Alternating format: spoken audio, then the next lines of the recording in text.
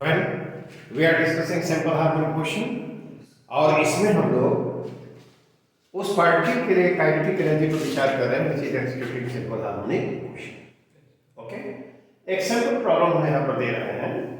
काम तो बहुत क्या है, पार्टिकल सिंपल हार्मोनिक मोशन में उसका मास m है और उसका डिस्प्लेसमेंट t के साथ वेरी कर रहा है, तो उसका डिपिक्शन यहाँ पर ग्राफिकली किया गया है. The variation of displacement of the particle has been shown in the diagram.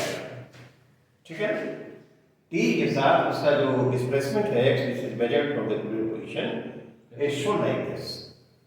तो कहता है कि 0 से t/2 तक इस टाइम इंटरवल पर उस पार्टिकल की काइनेटिक एनर्जी का एवरेज वैल्यू क्या है. ठीक, दिस इज द प्रॉब्लम. तो पहला तो काम ये है कि डिस्प्लेसमेंट को as a function of time t हम लोग जरा सोचे क्या होना चाहिए. ये तो ग्राफिकल रिप्रेजेंटेशन है, इसका एक्सप्रेशन क्या होगा. तो हम लोग जानते हैं कि यदि पार्टिकल सिंपल हार्मोनिक मोशन में है तो डिस्प्लेसमेंट के लिए एक्सप्रेशन होता है displacement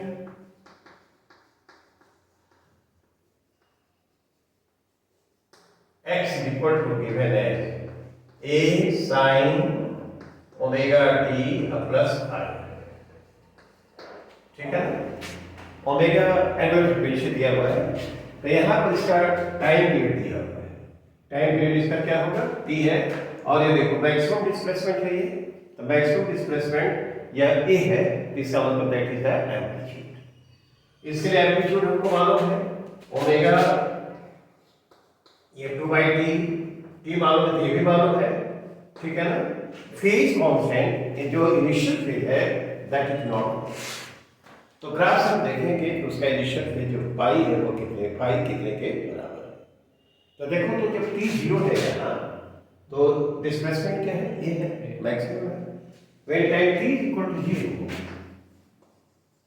when time t is equal to 0, x is equal to a plus a.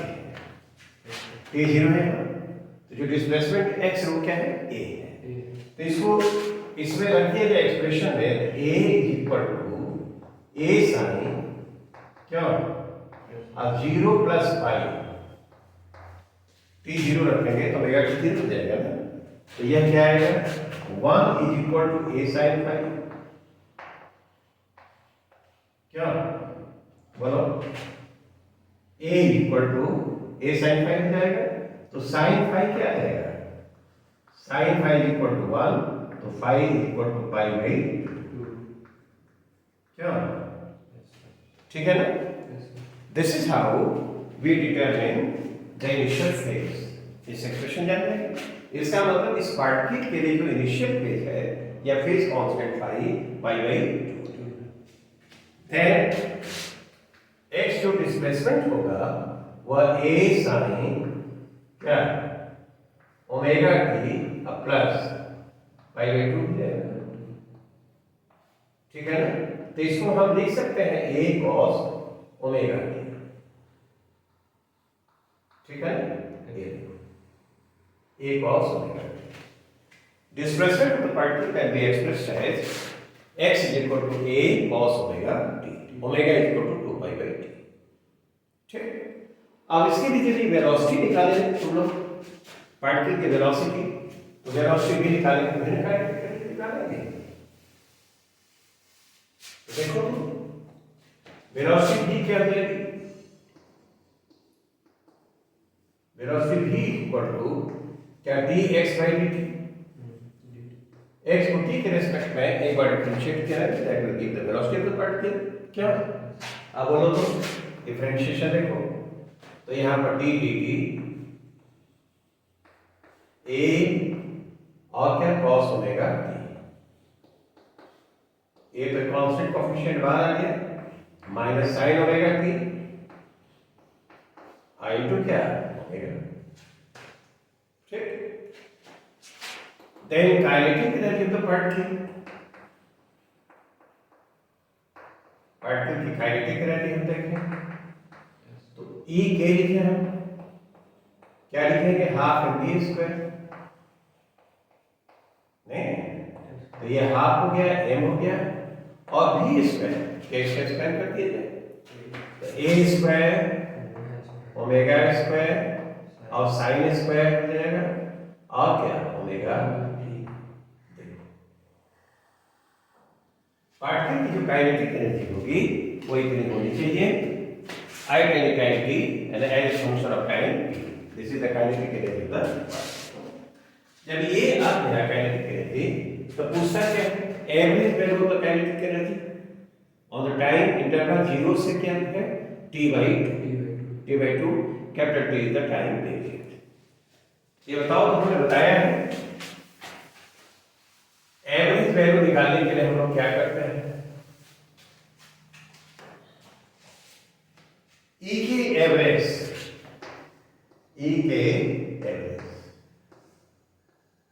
और इसको लिखना है तो हम लोग लिखते हैं E के नहीं और यहां पर dt बाय इंटीग्रेशन dt, और टाइम कहां से कहां तक है 0 से लेकर t/2। ये एवरेज, ठीक है, काइनेटिक एनर्जी का एवरेज वैल्यू यदि लिखना हमको तो this is the expression. I have already introduced this expression for the calculation of kinetic average value of the kinetic energy. तो ए के फंक्शन ऑफ टाइम टी हमको मालूम है, उस एक्सप्रेशन में रख देंगे और उस इंटीग्रेशन को परफॉर्म कर देंगे और हम आंसर जान जाएंगे, ठीक है। तो एक हम किया जाए यहां पर बोलो तो ये जो इंटीग्रेशन है यह t/2 होगा, तो 2/t हो जाएगा, ये 2 ऊपर चला जाएगा, 90 नीचे हो गया। आई इंटीग्रेशन 0 से t/2 है। अब देखो e के as a function of time t यहां पर एक्सप्रेस है, तो half m omega square a square और क्या बोलो साइन स्क्वायर ओमेगा t और D is the space visible है। ये देखो यहां पर ये इतना एक्सप्रेशन लिखा ये है, तो ये जो आएगा वो देखो क्या आएगा, 2 से 2 कैंसिल हो गया, m ओमेगा स्क्वायर क्या a स्क्वायर, अब आई टी है ठीक, और इंटीग्रेशन यहां पर 0 से t/2 है और sign square omega T, right, dt है ये।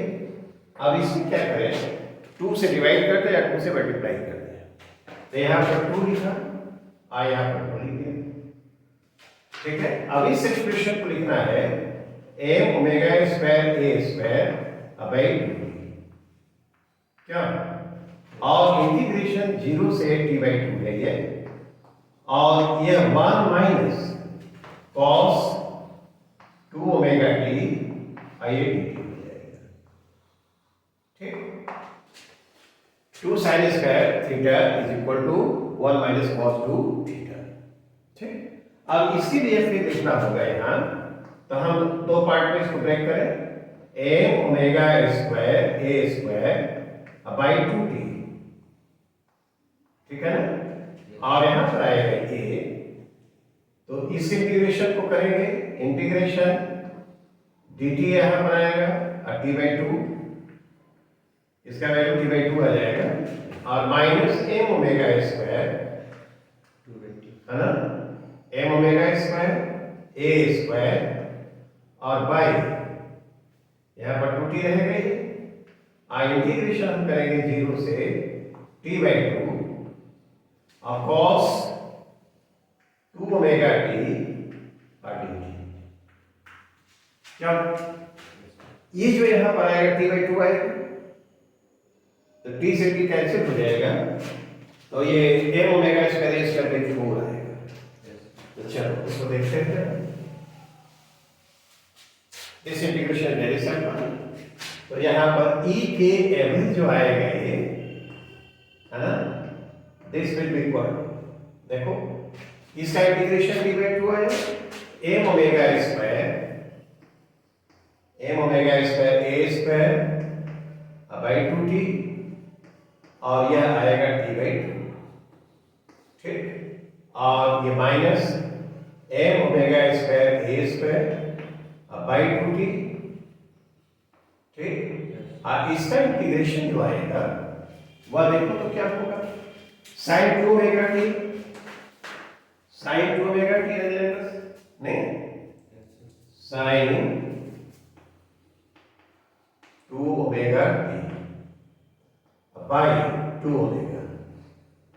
इंटीग्रेशन का जो लिमिट है ये कितने बराबर हुआ, ये देखो यह M omega square A square by 4, ठीक, ठीक। और यहां ये जाएगा, ये इंटीग्रेशन 0 होगा, लेकिन अभी हम इसको रहने देते हैं। एम ओमेगा, ये ओमेगा से कैंसिल कर दिया, ये ए स्क्वायर अब बाई ये देखो 4 है, ठीक है ना, यहां पर लिखेंगे और इंटीग्रेशन यहां पर करेंगे टी बाई 2 रखो, तो साइन टी बाई 2 रखेंगे तो 2 ओमेगा और टी बाई 2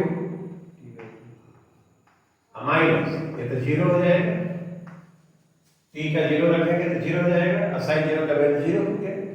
अब ये यदि लिखा जाए तो एम ओमेगा स्क्वायर और ए square by 4,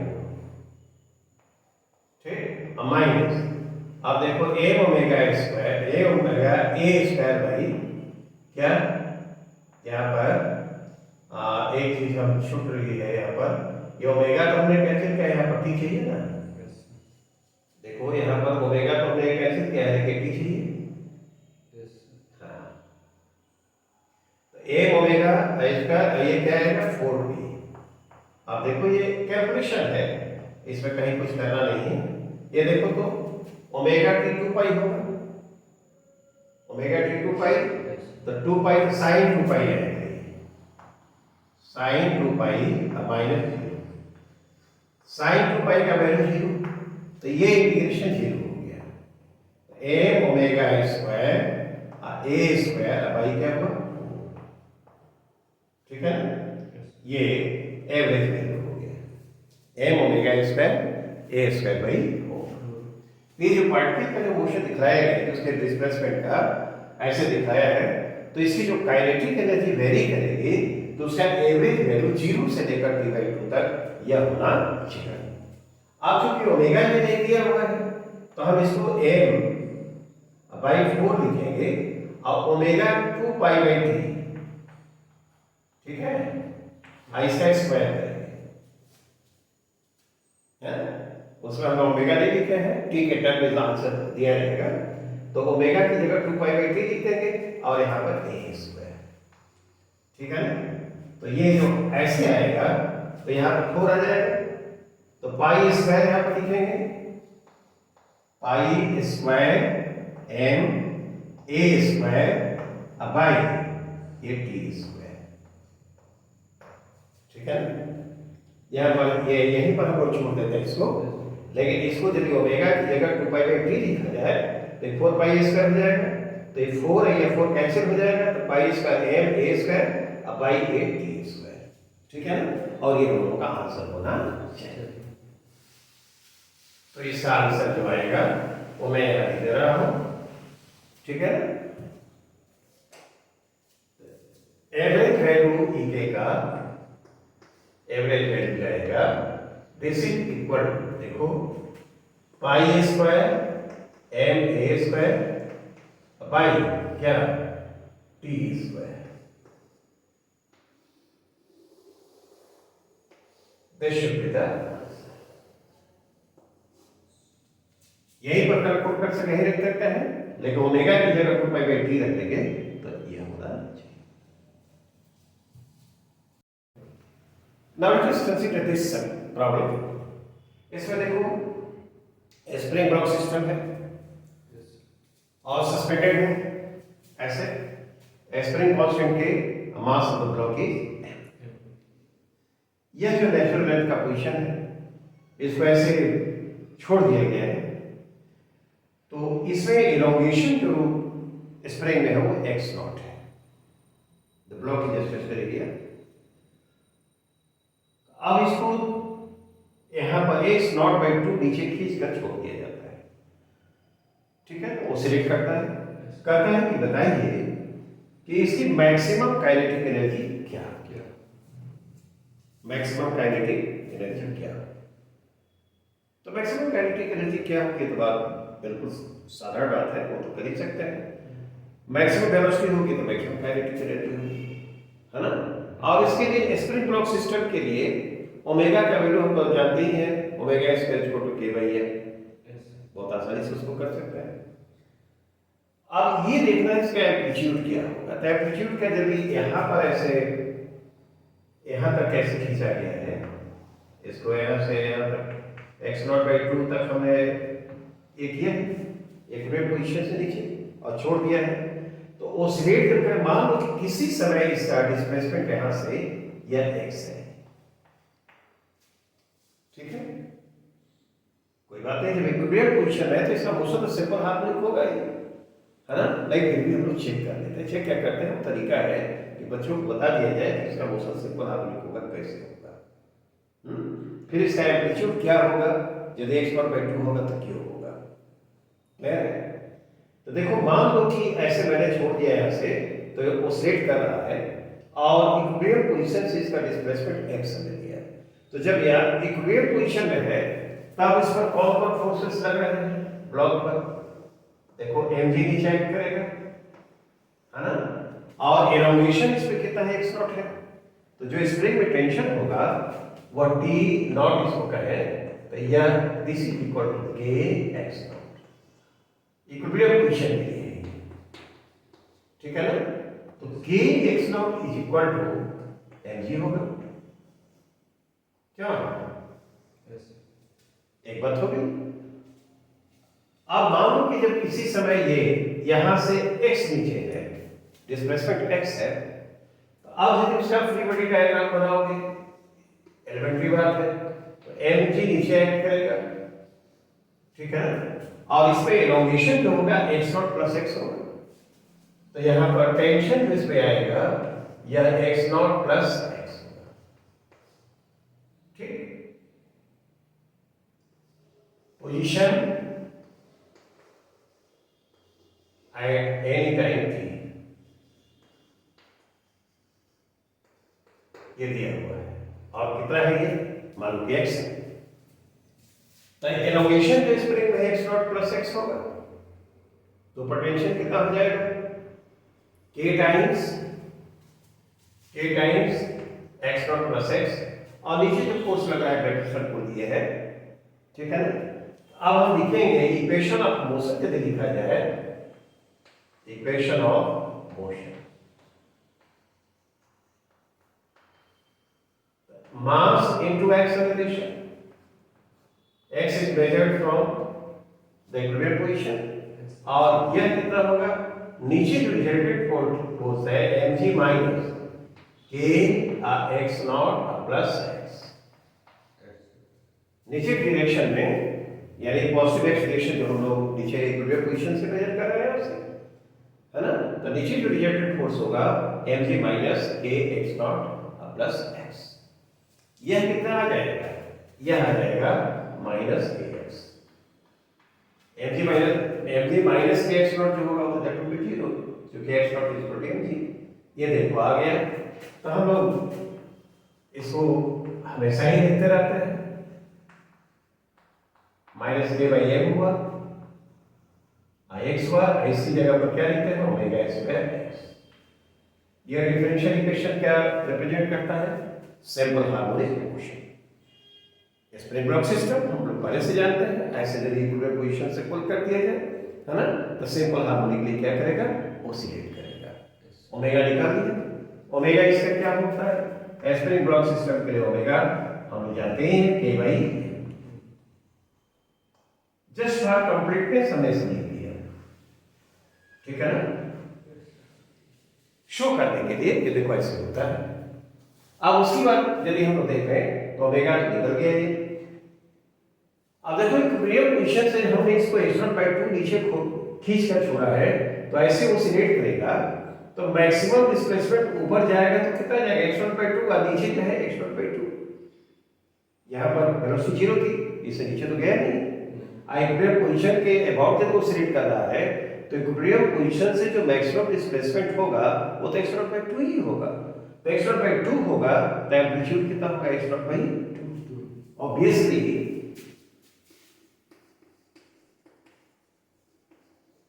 amplitude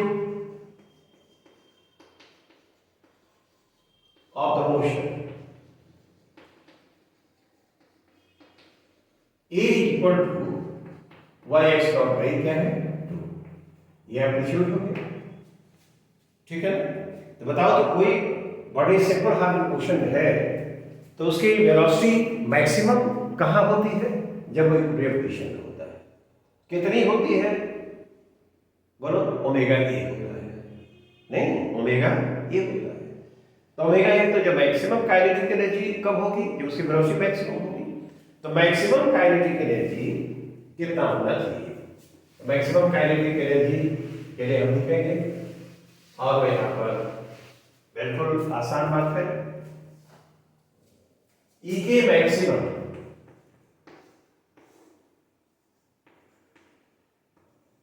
and this is equal to half m v max square, ठीक है ना? अब v max मैक्सिमम वेलोसिटी होती है वो होती है ओमेगा ए। तो ओमेगा ए क्या है यहाँ पर? x0/2। ठीक, तो e के मैक्सिमम काइनेटिक एनर्जी जो होगी वो कितनी होगी? हाफ m, बोलो, omega square x0 square by क्या? 4। तो ये कितना हो जाएगा? m omega square x0 square by क्या? 8। क्या? तो इतना हम लोगों को करने की आवश्यकता नहीं रहती है, ये तो डिस्क्राइब करने के लिए हम लोग इतना लिख देते हैं। तो मोशन सिंपल हार्मोनिक हो गए, है ना? ओमेगा हम जानते ही क्या होगा, राइट? और ये भी जानते हैं कि उसका एम्पलीट्यूड x0/2 है, x0/2 है तो मैक्सिमम वेलोसिटी ओमेगा ए होता है। और कब होता है? जब वो इक्विलिब्रियम पोजीशन पर होता है। इक्विलिब्रियम पोजीशन पर होगा तो उसकी वेलोसिटी मैक्सिमम। तो मैक्सिमम वेलोसिटी होगी तो काइनेटिक एनर्जी भी मैक्सिमम होगी। तो मैक्सिमम काइनेटिक एनर्जी इतनी होनी चाहिए। तो ये सब करने की जरूरत नहीं रहती, सीधे हम आंसर कर सकते हैं, लेकिन just to describe the situations, है ना, हम लोगों ने इस तरह से किया। I think this explanation is clear.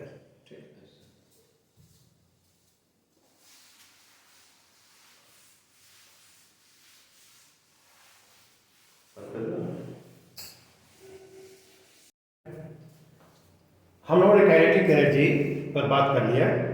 अब यदि कोई पार्टिकल या बॉडी सिंपल हार्मोनिक मोशन में है तो उसकी पोटेंशियल एनर्जी सिस्टम की क्या होगी, इस पर जरा बात करते हैं। ठीक है, पोटेंशियल एनर्जी की बात करेंगे। देखो, इसको दिखलाने के लिए हमने वही हम लोगों के पास जो सिस्टम होता है, spring block system, that is common available known to you. तो ये हमने सिस्टम ले लिया। This is based on a smooth horizontal surface. Spring का एक यहाँ पर अटैच्ड है और दूसरे एक से ब्लॉक अटैच्ड है। स्प्रिंग जो है आइडियल है, मतलब मासलेस है, नेग्लिजिबल मास है। स्प्रिंग कांस्टेंट K है और ब्लॉक का मास क्या है?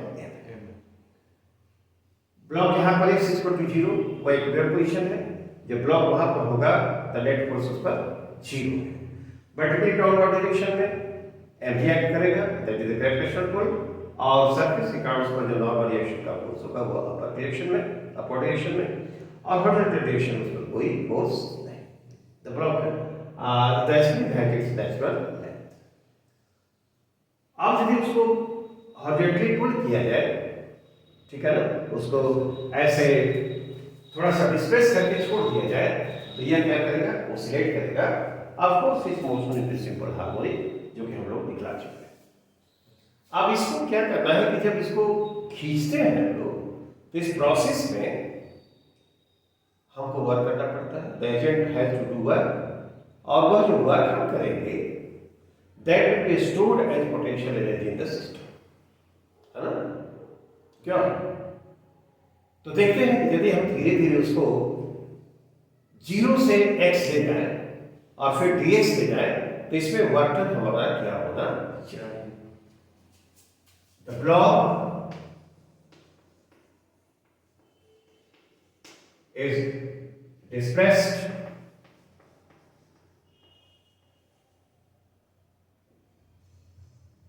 from its equilibrium position,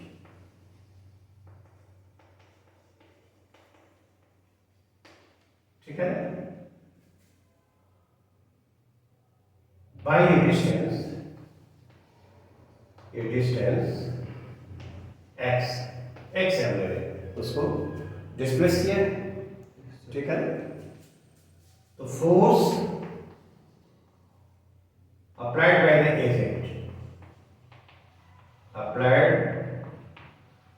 agent, F is equal to वह kx, एलोंगेशन उसमें x हुआ, ठीक है ना, तो इसमें टेंशन x होगा, अब उतना ही फोर्स हम उधर लगा रहे हैं, तो जिस समय, तो ये जो फोर्स हम लगा रहे हैं वो तो x के साथ वेरी करेगा, ठीक है ना। तो जिस समय डिस्प्लेसमेंट x है या उसमें एलोंगेशन x होगा, तो हमने जो फोर्स लगाया F वह kx के बराबर होगा। Further displacement, a small displacement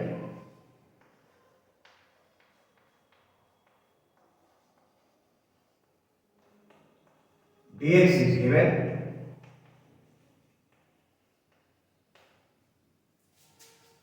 the work done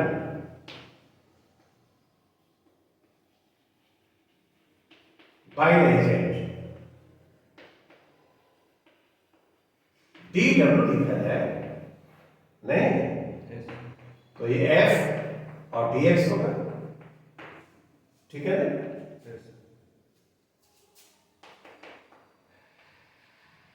work done by the agent for the displacement x, तो वह W लिखा है, तो वह कितना हो जाएगा, इंटीग्रेशन f dx और 0 to x, ठीक है, इतना वक्त करना पड़ेगा। तो f as a function of x हमको मालूम है, f as a function of x हमको क्या है, मालूम है।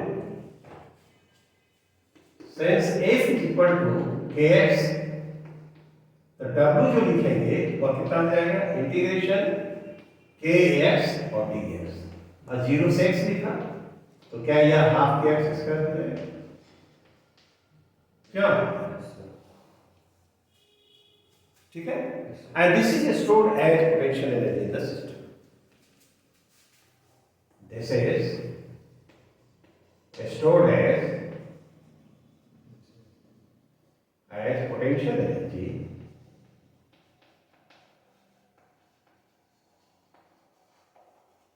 in the system.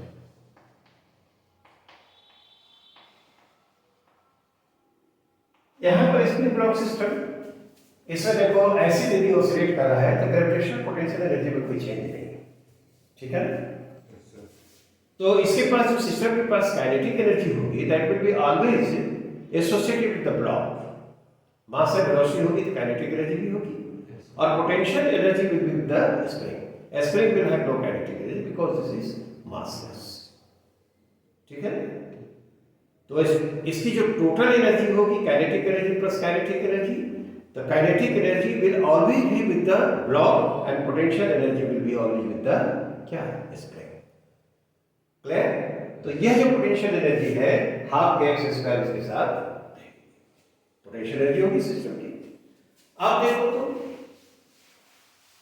तो पोटेंशियल एनर्जी को हम क्या लिखेंगे, EB लिखते हैं क्या, और ये हो गया हाफ kx स्क्वायर। हम जानते हैं कि भाई m जो होगा वह क्या लिखते हैं, ओमेगा स्क्वायर, तो k की जगह हम क्या लिखेंगे, m ओमेगा स्क्वायर। तो EB पोटेंशियल एनर्जी जो होगी वह क्या लिख सकते हैं, हाफ m ओमेगा स्क्वायर और क्या, x square.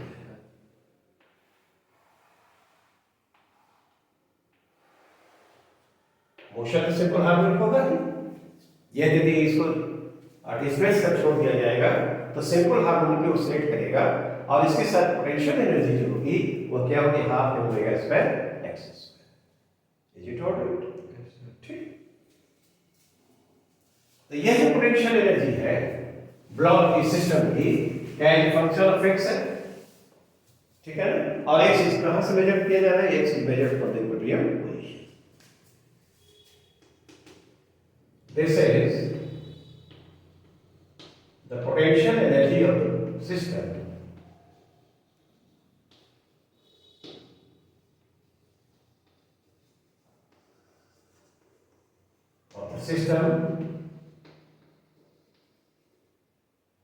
as a function of x, function of x, ठीक है। आप देखो यदि इसका ग्राफ प्लॉट करें तो जरा देखो तो x को इस पर प्लॉट किया जाए और EP को इस पर प्लॉट किया जाए, ठीक है।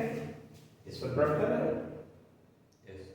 नहीं तो ये जो होगा ये इस तरह का कर्व बना, ये देखो कर्व हो गया। तो यहां इक्विलिब्रियम पोजीशन है, x equal to 0, equilibrium position. और यहां पर काइनेटिक एनर्जी क्या होगी, sorry potential energy EP is equal to क्या, और यहां पर एक्सट्रीम राइट पोजीशन है, ये x इज इक्वल टू क्या है, प्लस है, एम्पलीट्यूड उसको क्या है और माइनस है। जब इसको ऑसिलेट कराया है तो देखो ये ऐसे ऑसिलेट कर रहा है, यह x का प्लस ए पोजीशन है मैक्सिमम डिस्प्लेसमेंट, और यह क्या है माइनस ए।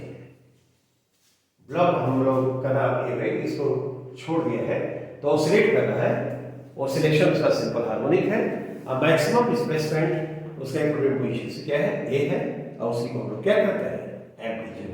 तो क्या ऐसा है, और इसका ग्राफ प्लॉट किया गया तो एक्सट्रीम राइट पोजीशन में होगा तो ये देखो x इक्वल टू क्या है ए, और यहां पर इसकी पोटेंशियल एनर्जी जो होगी EP वह कितनी हो जाएगी, हाफ m ओमेगा स्क्वायर ए स्क्वायर, और EP मैक्सिमम है, EP का क्या है ये मैक्सिमम है, ठीक। और जब एक्सट्रीम लेफ्ट पोजीशन में होगा तो अगेन डिस्प्लेसमेंट के लिए लिखेंगे x की जगह माइनस से लिखेंगे तो x स्क्वायर ए स्क्वायर ही आएगा ना। तो EP जो होगा यहाँ के लिए वह भी लिखा जाए तो हाफ m ओमेगा स्क्वायर क्या ए स्क्वायर। तो हमने क्या कंक्लूड किया कि यदि x EP को x के साथ प्लॉट किया जाए तो यू गेट ए कर्व, और कर्व जो होगा वो कैसा होगा, बोलो parabolic curve, parabolic curve, curve is parabolic, right.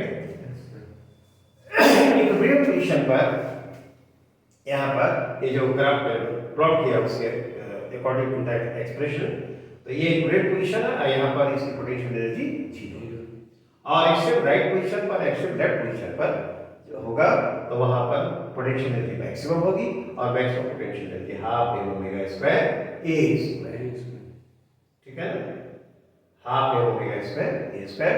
यहां पर a क्या है, a इज द क्या है बोलो amplitude.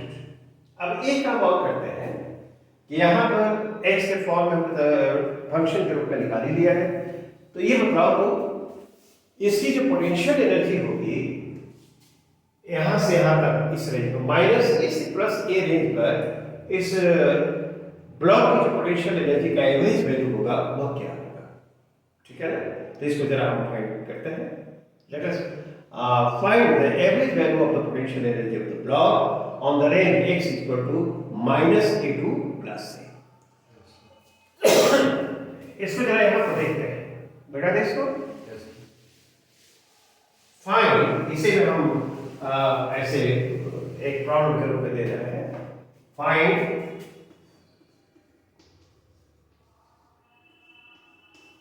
Average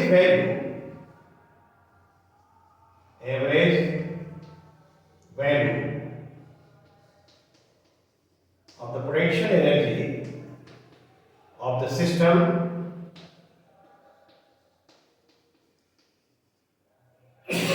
on the range, orange नहीं, ऑन द रेंज बोल रहे हैं, x इक्वल टू -a टू x इक्वल टू, ठीक है। इसके पोटेंशियल एनर्जी का average value on this range क्या होना चाहिए? तो बताओ तो, potential energy as a function of x, EP क्या देखा है मैंने, half m omega square x square. ये पोटेंशियल एनर्जी है, potential energy as a function of x, function of x। क्या ये हमने देख लिया है? फंक्शन ऑफ x है तो उसको हम लोग ऐसे भी लिखते हैं, देखो ये फंक्शन ऑफ x के लिए सिंबल है, potential energy is function of x। ये मत समझना कि EP और x का मल्टीप्लिकेशन नहीं, ये है फंक्शन ऑफ x, ठीक। अच्छा, तो हम लोग EP एवरेज लिखें, एवरेज पोटेंशियल एनर्जी, क्या एक्सप्रेशन याद है? देखो EP as a function of x और dx और डिवाइडेड बाय इंटीग्रेशन dx, ऐसे एवरेज निकालने के लिए क्या ही फार्मूला है हमारे पास, x कहां से कहां तक वेरी करता है, -a से +a तक। तो लोअर लिमिट क्या लिखा, -a, upper limit +a, -a और क्या +a, ठीक। अब इसमें potential energy function of x जो मालूम है यहां पर रख देंगे, और रखने के बाद इस इंटीग्रेशन को परफॉर्म कर देंगे और you will get the answer. क्या तो बता सकते हो कि यह क्या होगा? ये जो डिनोमिनेटर है इसका वैल्यू क्या होगा? क्या 2a होगा? 2a लिखा, ये -1/a 2a हो गया, ओके। आई इंटीग्रेशन -a से +a, और EP क्या है, हाफ m ओमेगा स्क्वायर और x स्क्वायर dx, क्यों यही है ना, और यहां पर dx हो गया। This integration is very simple, ठीक है। और इसको यदि हमको लिखना हो तो यहां पर इसको परफॉर्म करने के लिए तो ये देखो तो ये कितना हो जाएगा, EP का एवरेज वैल्यू, क्या इसको बाहर कर दिया जाए, m ओमेगा स्क्वायर लिखा है ऊपर, और नीचे क्या है 4a, नहीं, और x स्क्वायर dx है, इंटीग्रेट करोगे तो x³ 3 हो जाएगा, x³3, क्या देखो -a और 2+a, तो ये क्या m omega square by 12a हो जाएगा, तो क्यों, और यहां पर a क्यूब लिखेंगे, माइनस a का क्यूब लिखेंगे, ठीक है ना। तो यह 2a क्यूब हो जाएगा, m ओमेगा स्क्वायर और 2a क्यूब, अब भाई क्या होगा ये बोलो, 12a, तो ये कितना बन जाएगा, 6 नीचे आ जाएगा, m omega square a square by 6, -a से +a रेंज पर इसकी पोटेंशियल एनर्जी का जो एवरेज वैल्यू होगा वह कितना होगा, m omega square a square by 6। I think this explanation is clear. अब इसके लिए, ठीक है ना, पोटेंशियल एनर्जी का expression as a function of time t ये निकालना चाहते हैं, ठीक है ना, जिसकी चर्चा हम करेंगे नेक्स्ट क्लास में। इसको यहीं पे स्टॉप किया जाए। That's all for today, thank you.